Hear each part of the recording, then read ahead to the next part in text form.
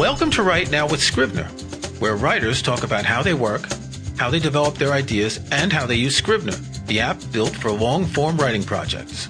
I'm your host, Kirk McElhern, author of Take Control of Scrivener. Today, I'm very happy to welcome Bill Thompson. Bill Thompson is a thriller author, and Bill Thompson is a retired full-time thriller author. Is that correct? That's correct. You got into writing quite late, didn't you? I did, yeah. I've been writing since 2009. I won't ask how old you are because that's not polite, but I can tell you're older than me. So this was at the end of your career that you switched from a lot of things, which we'll get into in a minute, to becoming a writer? That's correct, yeah. I'm 75 years old. I got into this sort of by accident. My wife became ill. I became a caregiver. And the longer I had to be at home, the more she said, why don't you finish that book you started 30 years ago and quit bugging me? So that's sort of how it started. That's a great lesson for people who do start a novel and don't finish it and think, oh, rats, I never got around to finishing it, that there's always an opportunity, right? That's correct. So I'm looking at your website, and you've done a lot of things, and I'm going to just read some of them because this is kind of interesting. You were an international insurance broker. You were a mayor. You were head of a state prison board. You were a stockbroker, a newspaper reporter, a Bourbon Street piano player, a corporate entrepreneur. You were presented to Queen Elizabeth and Prince Philip. You were in jail briefly and wrongly. That's probably related to the Bourbon Street piano player. Probably. You were a goat herder, a real estate broker. Have you settled down finally, Bill? Yes, I have. I don't do a lot of those things anymore, especially the jail part. Yeah. Do you want to tell us about the briefly and wrongly in jail? Yeah. I mean, it's very simple. I went to New Orleans with some friends, and we rented a van. And it was my turn to drive, so I didn't drink all day long. Got in the van to drive, pulled in front of a hotel, clipped a limousine. And the rule is that you have to call the police. The police rule is that if you have an out-of-town license, you have to go to the police station. I got inside the admittance area and accidentally got mistaken for somebody who needed to be in jail. So I got put in some guys, and I was wearing a three-piece suit, and it fortunately didn't last very long. Are you able to use this vast experience that you have in your life in your writing? Absolutely. All of the first books that I wrote are archaeological thrillers, the Indiana Jones type things. I have used my experiences vastly in writing those 12 or 13 books. 12 or 13, yes. You've written 24 books, which, I mean, in a short period, that's quite an awful lot of writing. How many books are you writing a year? I was writing 3 books a year, which ended with the pandemic year. And after that, now I'm writing 2 a year, and that's fine. I need to slow down a little, so 2 years would be fine from now on. And these aren't short books. They're 300-400 pages. So it's not like these are things you can just, write in a few weeks, right? That's correct. And there's a lot of research required because I want people to know that I have walked the same streets that I'm writing about. That if I say I turned a corner and saw this, I want to say, yeah, he just did that. He just saw that. So you have 3 genres: supernatural thrillers, archaeological mysteries, and historical thrillers. I think there's only one of the latter. Have you actually seen the ghosts? Yeah, a couple times. Nothing like what I write about, but a couple. Well, I have seen those 2 times in my life. No really big deal. But okay, that's good to know. no big scary thing. So you said that the first book was one that you had started 20 years ago, and this was one of the archaeological mysteries. Why in particular did you want to write about that type of book? Well, this book's called The Bethlehem Scroll, and the principle is that on the night Jesus was born, up on the hill with the shepherds was a literate child. I have always wanted a story about the Star of Bethlehem and all that from a kid's standpoint. So basically what happens is his father goes, look at all this going on here. Joab, this might be important. Write this down. So that becomes a scroll. It goes to the Essenes, becomes part of the Dead Sea Scrolls, and then my book goes from there. Okay. And have you visited all the locations where these stories take place? Because that one's in the Middle East. Here's one in the lost city of the Mayas. You're all over the world with these novels. Well, all of the Mexican books I have visited. I've been to almost all of the Inca and Maya, all of the Aztec and Maya sites, and I've also been in Peru to a number of Inca sites. As far as the Middle East is concerned, I had been there, but specifically the Bethlehem Scroll stuff was mostly made up, and it was a lot of it is because it's 2,000 years ago. Yeah, I guess you have to make up stuff when it's that old, don't you? Pretty much. Yeah. I'm old, but I'm not that old. Are you particularly interested in archaeology, or did this just seem like an interesting character to develop? I've always been interested in archaeology more from the standpoint of finding something that's been hidden for a long time. So sometimes in my books, it's the archaeological things. Sometimes they are treasure that are outlaws hid or something like that. So that's more the premise than archaeology itself. But I do love the ruins, the Mexican ruins. I mentioned I live in the UK. I'm right near Stratford-upon-Avon, and I live next to a farm of about 200 acres.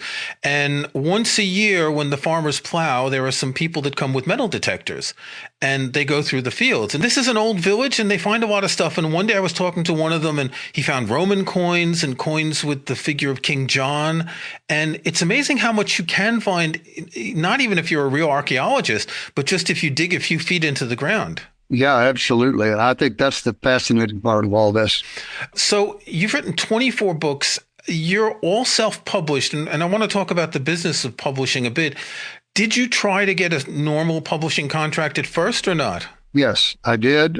Got a number of rejection letters. And that was back in the day when Kindle was pretty young. I mean, 2000. Yeah. And so it wasn't just if I don't make it this way, I'll just use Kindle. It didn't really work that way in the beginning. So enough rejection letters. I wanted to see the book in print. So I went to Create Space at that point and published the book that way and won some awards. And so actually things looked up fine. And one of the problem is later on, I had about 10 books and I decided I would try again. So I went to a writer's conference, talked to an agent, and she said, it'd be very difficult for you independent authors to become traditional because you've already got yourself established. You've already got your books. Traditional publishers don't want to pick up your old titles, and they're not necessarily going to want to pick up the next one in the series that you've self-published. So traditional publishers don't see this as like farm teams in baseball, that you're developing your fan base and you're developing your skills over time, and then you graduate to a different model. I think with some authors that's the case, and I think an author like Colleen Hoover at the moment, who's vastly popular, who's got several slots in the top 10 list every week, she's been self-published, but now somebody picked her up, and a number of publishers have, and they will take her because she's already successful. I'm successful in a much smaller way. I've got a following, and I've got a fan list, and I sell a lot of books, but it's nothing like what I would need to be attractive to a traditional publisher. Yeah, but of course, the traditional publisher is going to say, well, we know how to develop that existing fan base and grow it, wouldn't they? Is it more that there's so much competition out with self-published authors who are successful like you? Probably, but I see it a different way. I think going to a traditional publisher now means I do the same amount of work for a lot less money. They like my title for a month or 2 months, and they will give it all they want to give it, and then it's gone. Yeah, I can keep marketing it forever on my side if I'm indie publishing, and so I really like it a lot better this way. I've got all the control and 70% of the royalty, so I like it. So how much of this for you is about the writing, and how much of this is about the business? I kind of get the feeling reading your article that I'll link to in the show notes that it's kind of 50-50. Probably. The income is fun. It's not something that I have to rely on, which makes it even better. So I love to write. I love the reviews I get. even the 2-star and 1-star occasional reviews are, they'll teach you something. And if there aren't any of those, it's not real. So I love reading when people say, you kept me up all night, darn it. I had to go to work tomorrow and I had to stay up. That stuff really gets me going. Yeah. Do you write 12 months a year or 6 months a year? Do you take breaks? Are you one of these people like Stephen King who says he even writes on Christmas and his birthday? Well, now that I'm doing 2 books a year, I write for 3 months. And so I am prepping for part of the time when I'm not writing. I just finished a book that will be out. I finished it's out of the editor now. It'll be published end of this month. And I am going to take about a month off, probably, and go to Florida, see my kids and relax and have a good time. And then there'll come a time when I start again. I say, I've had enough. It's time to get back to writing. So for you, it's really, it's a, I don't want to say it's a leisure activity, but it's something you have to do. Yeah, it's something that keeps me occupied. And I would go nuts if I weren't occupied. We have plenty to do. My wife and I write in the mornings only. So afternoons are free. We do all of the things we want to do.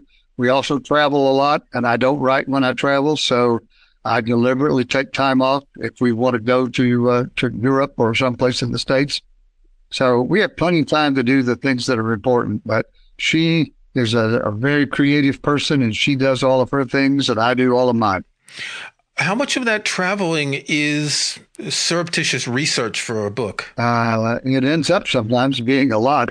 I don't know in it that way, but my latest book that's just coming out end of this month is called Midnight Pass, and it's about a fictional town in Florida. And I was down there seeing my kids recently and learned that the biggest hurricane that ever hit the United States was on Labor Day, 1935. And it took away, it killed hundreds of people. So I used the fictional town called Midnight Pass, where the devil rode in on a hurricane one day, killed every person in town, and never left.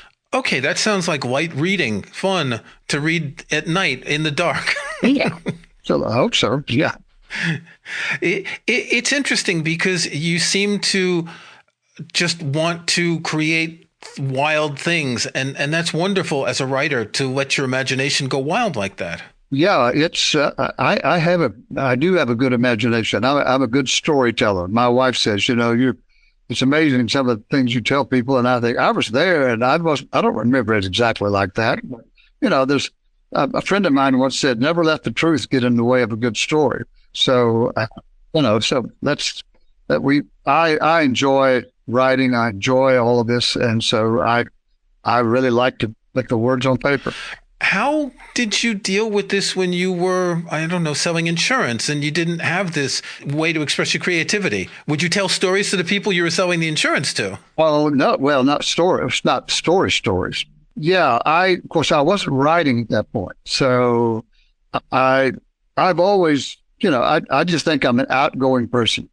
So I'm friendly and I like to talk to people. And so when we were doing international insurance, my partner and I, we had a lot of times with a lot of great stories, a lot of things that can be published and a lot of things that can't. So there you go. Yeah. What prompted you to start writing the very first novel years ago? Oh, just the idea of the child who was there when Jesus was born. I was in my 30s probably when I started that book, and I just put it aside. I have a degree in journalism, so something I never used until I got to 2009 and published that book and really got into doing it for a living. Okay, we're going to take a break, and when we come back, we're going to talk about how you use Scrivener. Okay.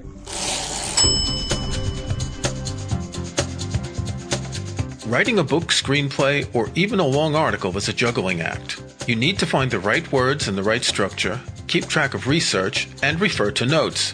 Tailor-made for long writing projects, Scrivener is the go-to app for writers of all types. Scrivener combines a typewriter, binder, and corkboard in a single app. A project outline makes it easy to get an overview of your work and flip between sections. Refer to research alongside your writing and just drag and drop to rearrange your work. Write in any order in sections as large or small as you like, and let Scrivener stitch it all together when you're ready to share your words with the world. With Scrivener, you'll find everything you need to start writing and keep writing. Scrivener is available for Mac, Windows, iPad, and iPhone. Download the free trial from scrivenerapp.com. Right now, with Scrivener listeners can get a 20% discount with the coupon code PODCAST. That's scrivenerapp.com. Okay, so Bill, have you used Scrivener to write all your novels? No, I started, I think probably the fourth or fifth novel is when I discovered Scrivener and thought it was very difficult, and stumbled my way through it and decided that it had more pluses than minuses and stayed with it. So how do you use Scrivener? What makes Scrivener the tool that you use for your writing? The thing I like about Scrivener best is its flexibility. You can move blocks of text around with Word, but it's so simple with Scrivener. And I do a lot of chapters. When I start, I may end up with 100 chapters that get culled down to what usually are between 40 and 50. But I can move things around. I can move entire plots around. I can put things to the trash and deal with them later. Scrivener is just the most flexible thing I've seen for writers. Do you plan your novels in advance? Do you outline, or do you just make notes? How do you work? Yeah, I'm a plotter, about 50% plotter. So I will outline 50% of the book, which I think for an author is about all you can do. I don't want to do the whole thing, because I don't want my book to be so predictable that I'm just writing to an outline. I find frequently when I'm writing that my characters have done something that day that I didn't expect. So I suddenly have a whole new thing. Now people will say to me, how's that possible? These people are all in your head. Well, they are, but they do their own thing. And frequently they'll go off on a tangent, which I'm saying, I like that. That's a really great idea. And we'll pursue that. So maybe I stay on outline. Maybe I get off at that point and then change the outline. But usually by 75% of the book, I'm finished with the outline, and I'll wing it from there on. Yeah, people who aren't writers don't understand that fictional characters sort of exist in your mind, in your subconscious. And as things happen, it's your imagination that spurs the characters to do things, as you say, that you didn't expect. Yeah, exactly. And that's probably the most interesting thing about writing fiction, at least from the writers I've talked to. It's the surprise element of what the writer discovers while they're writing. Yeah, I think that's exactly right. And in fact, that's the most satisfying part. When you say, gosh, that's better than I could have written it. You know, my characters came up with that on their own. So I want to talk a little bit more about the business of writing, because you are successful. 24 books in a very short time, 2 or 3 a year. You're mostly selling them on Amazon. I think on your website or in an article, you say that Amazon is 90% of your sales. Is that it? That's correct. Yeah. How does that work? So Amazon gets 30%, which you may hear in the news a lot of discussion about app stores like Apple's App Store getting 30%. That seems to be the standard for Google and Apple and publishing platforms and all. When you look at it like that, it sounds like they're getting a lot. But when you compare that you're getting 70% and a traditional publisher is maybe giving you 10%, that's a very big difference. Absolutely. And that's what really makes all the difference for me. I'm content with giving them 30% for the platform that everybody uses to buy books. Yeah. Your books are also available in paperback, and these are when you go through Amazon, they can do the print on demand. Is that right? That's correct. What percentage sell in paperback and what percentage sell in Kindle format? Probably 20% of my books are in prep, and that's fine. I make more money on the ebooks. Yeah, I was looking up, and I'll link in the show notes to a page that talks about the different royalty schemes that Amazon has. That print books, they take 40% plus other charges, whereas ebooks, it's a lot simpler because they don't have to move anything around, and it makes more sense. I mean, you're sitting in your library there where you have thousands of books, and I've got shelves covered with books, and less do I want to buy physical books just because they take up so much space. Yeah, I buy physical books normally if I need them for research or if it's something that I know I'm going to keep. I have a couple of favorite authors, and I buy everything in paperback because I want to keep the books. Yeah. 99% of what I buy is ebooks so that I can get on a plane with a Kindle instead of 4 pounds of books. Yeah. So I want to go back to the genres of your books because it's kind of interesting. I had never heard of the genre of archaeological mysteries before. And it seems that the more self-publishing expands, the more, I want to say, micro genres there are. Yeah, that's true. And that's a two-edged sword, because it's really nice to be able to hone down what your genre is. But then when you have to categorize it for Amazon, you have to put it into one of theirs. And so it can be historical fiction, which it really isn't. It can be thriller or mystery. But you put anything in thriller or mystery, it's a gigantic place. So you have to get it down further. And so it becomes a little hard sometimes to categorize a book that I would like to call archaeological fiction. So I just looked on Amazon. Your latest novel seems to be The Iron Door, and that is listed as historical thriller, suspense thriller, and thriller. So you have 3 genres you can put something in. Yeah. And I will never make number 1 in any of those because they're all too big. Well, thriller, forget it. You're up against, John Grisham and Stephen King and everyone, and even Bill Clinton co-writing with James Patterson and things like that. Exactly. And it will never work. Now, on the other side, on my ghost stories, I can really sometimes hone it down. Callie has been my most popular book and my best-selling book, which was my 13th, for some reason. It was my first ghost story.